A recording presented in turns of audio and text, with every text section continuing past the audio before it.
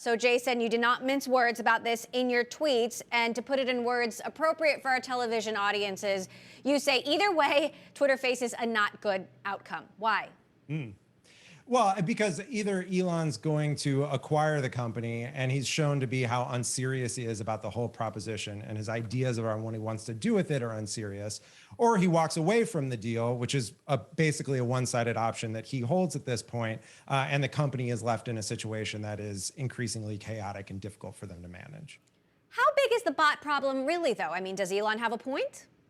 No, he doesn't have a point. It's not a serious point. Like, I think it's fine to report that that's the reason he said the deal was on hold, which is, as Matt Levine points out, isn't a real thing. The bot thing isn't a real thing either.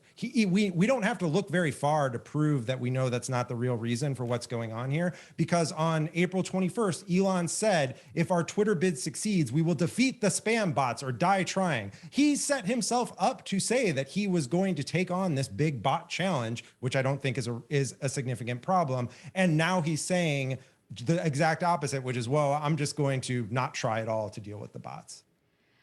You tweeted, we went through a lot of episodes of soul-crushing drama in the early days, a lot of it self-inflicted, but this really has to be the worst ever. And I'm sorry for all the folks at the company who are somehow expected to just do a job through this mess. We know that a couple of Twitter executives were let go yesterday. The company now has a hiring freeze. They're trying to cut costs. They might rescind some offers. What's it like being a Twitter employee right now? Well, yeah, I mean, the rescind offers is a very serious step, right? I mean, that's people who've accepted a deal with Twitter, turned down other offers potentially, and now being told they don't have a job. And to be told there's a hiring freeze and you're letting go top executives, that's why Elon walking away from the deal is also quite bad for the company, because you're now talking about a company that not only has hamstrung itself in terms of its hiring and sent a mixed message to employees about what the future is, but you're also dealing with a situation where the board of the company has said, we don't have any better ideas than selling to Elon in terms of what the future should hold. So it's just put the company in this very precarious death spiral. Now, Parag Agrawal, the current CEO of Twitter, took some responsibility for the changes that he's making. He said he's not doing this because, you know, he's a lame duck CEO or just to keep the lights on, but he's thinking about the health of Twitter's business and preparing for all scenarios. What do you think that means? Do you think if Elon Musk wasn't supposedly buying the company in a matter of months that he'd be doing this? Right. I mean, I think that's what Parag has to say. And it is his prerogative to have the executive team around him, even if it's for a short period of time. And, you know, I give Parag a lot of credit because comments that were leaked from the town hall a while ago said, you know, I've only been on this job 4 months, but I've been at the company for a decade. And yes, we could have done better to avoid this sale. Unlike a lot of other people on the board or Jack, the founder, who said this is the only way out, Parag took a lot of responsibility to say we could have done better to avoid this outcome. So I think it's fair for him to say now, like, I'm going to position this company in the best way I can to lead to whatever exit or whatever endpoint we're leading towards. It's just that none of those options are very good when you can't even hire new employees right now. You've got Snoop Dogg jumping into the fray saying we might have to buy Twitter now. What about another scenario here? Somebody else, Snoop Dogg or not, I saw someone ask you about whether Google could make sense as a buyer. What about if someone else buys Twitter? Could that happen at this point?